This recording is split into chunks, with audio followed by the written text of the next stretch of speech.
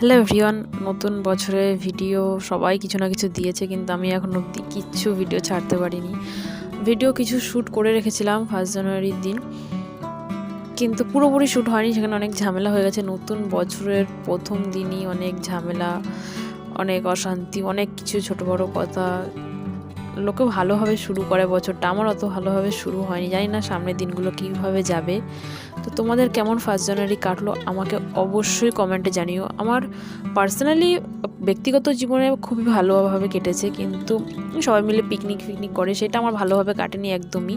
তো তোমাদের কেমন কাটলো বছরের প্রথম দিন আমাকে অবশ্যই কমেন্টে জানিও। অ্যান্ড হ্যাপি নিউ ইয়ার সবাইকে।